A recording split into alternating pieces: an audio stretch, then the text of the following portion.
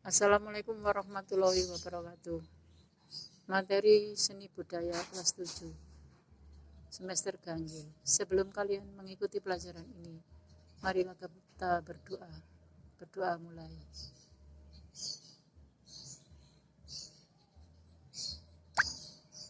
Berdoa selesai.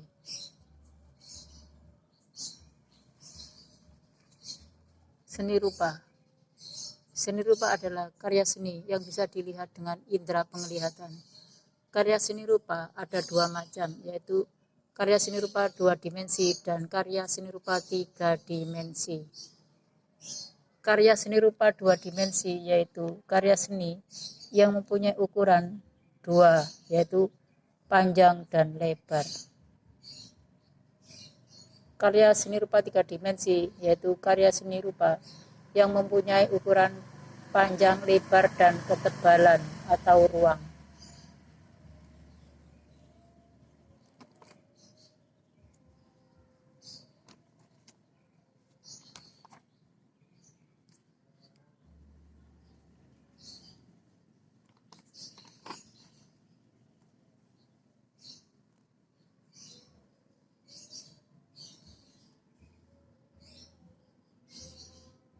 Karya seni rupa 2 dimensi ada 2 macam, yaitu karya seni rupa murni dan karya seni rupa terapan.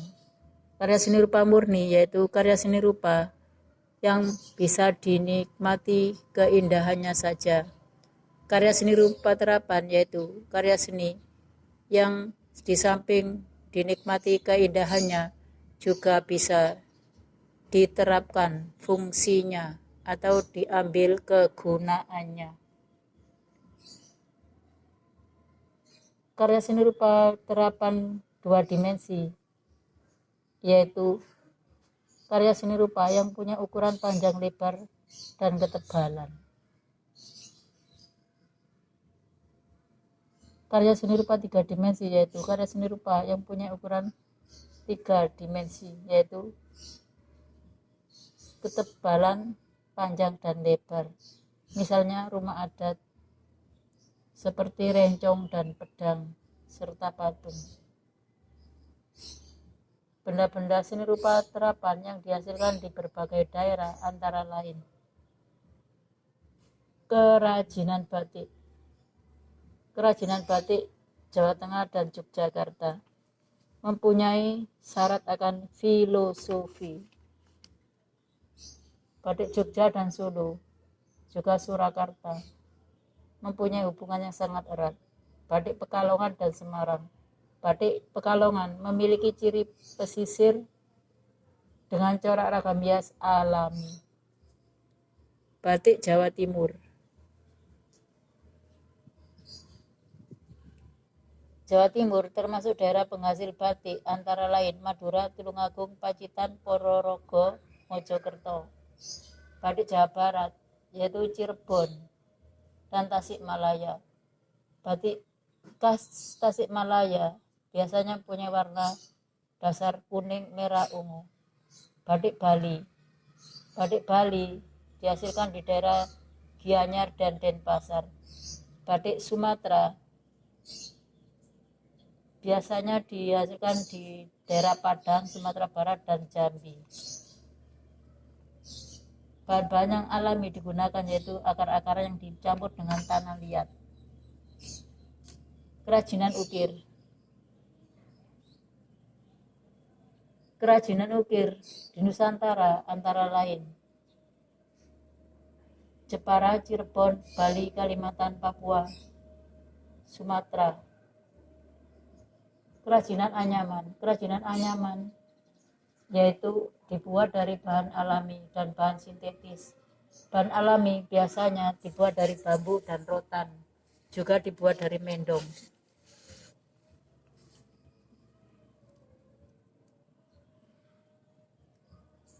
Untuk bahan sintetis biasanya dibuat dari pita atau plastik.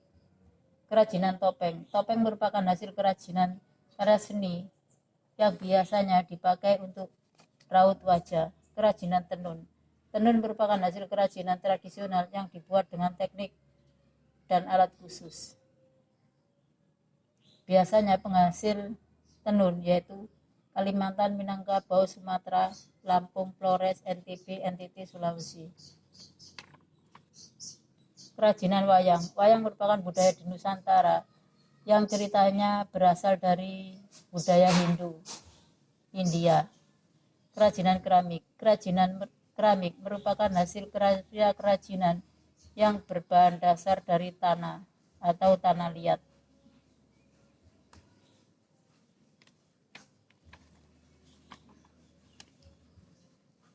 Teknik pembuatan karya seni rupa 2 dimensi. Teknik kerajinan kain batik bisa dibuat dengan 5 cara. 1. Batik tulis, yaitu batik yang dibuat dengan menggambar motif dengan menggunakan canting. Canting adalah alat khusus untuk menggambar motif batik di atas kain.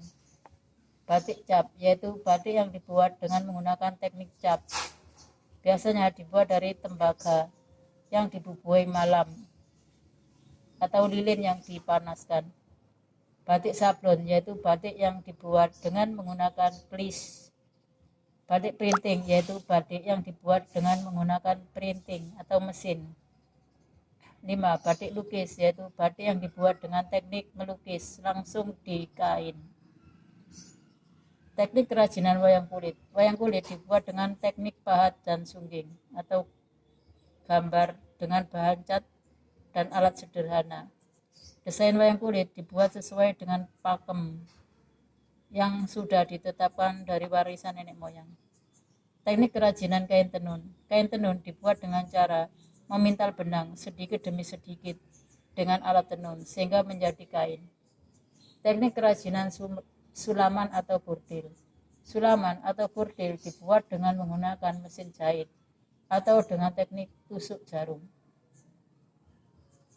Pembuatan karya seni rupa 3 dimensi atau teknik pembuatan karya seni rupa 3 dimensi daerah antara lain. 1. Teknik cetak atau cor tuang. Teknik cetak untuk pembuatan karya seni terapan yaitu tuang berulang atau bivale dan tuang sekali pakai atau sair berdua. Teknik bivale menggunakan 2 jenis cetak yang terbuat dari batu, gip, dan semen. Bisa dipakai berulang-ulang sesuai kebutuhan. Teknik bivale sering digunakan untuk mencetak benda-benda sederhana yang tidak terlalu rumit pembuatannya. Sedangkan teknik acer berdua biasanya menggunakan benda dari logam, tembaga, besi yang bentuk dan hiasannya lebih rumit. Teknik pahat atau ukir. Teknik ini digunakan untuk memahat, menggores, menore, dan membentuk pola permukaan benda. Bahan-bahan yang dapat diukir atau dipahat antara lain kayu, batu, atau bahan lain yang sejenis. Alat yang digunakan untuk mengukir adalah tata atau pahat ukir yang terbuat dari besi dan baja. Teknik tempa. Teknik tempa biasanya digunakan untuk membuat benda-benda dari logam, besi, baja, kuningan. Teknik anyaman. Hasil karya seni rupa terapan yang menggunakan teknik anyaman misalnya tikar, topi, tas, kipas, dan benda-benda hiasan lainnya.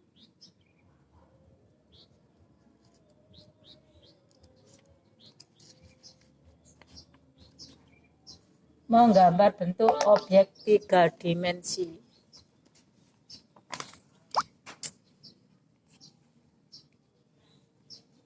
Menggambar merupakan proses pengungkapan gagasan seseorang melalui bahasa gambar. Misalnya, seorang desainer ingin membuat guci, tentu ia akan membuat rancangan dalam bentuk gambar sebelum dibuat bentuk.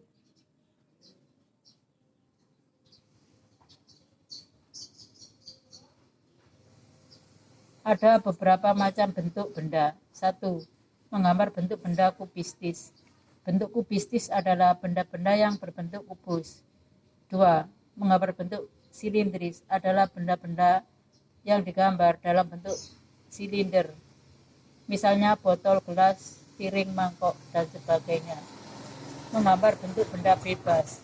Bentuk yang memiliki bentuk bebas adalah benda-benda yang bentuknya tidak beraturan, misalnya buah-buahan, pepohonan, batu-batuan, dan benda-benda lain. Ada beberapa prinsip yang perlu diperhatikan dalam menggambar. 1. Dalam menggambar harus memperhatikan model. Model adalah objek yang dijadikan acuan untuk menggambar. 2. Proporsi. Dalam menggambar harus memperhatikan proporsi. Proporsi adalah perbandingan bagian yang satu dengan bagian yang lain. Jangan sampai bagian yang satu berat seimbang dengan bagian yang lain. Dalam menggambar juga harus memperhatikan komposisi. Komposisi adalah tata susunan yang menyangkut keseimbangan, kesatuan, irama, keselarasan dalam suatu karya seni rupa.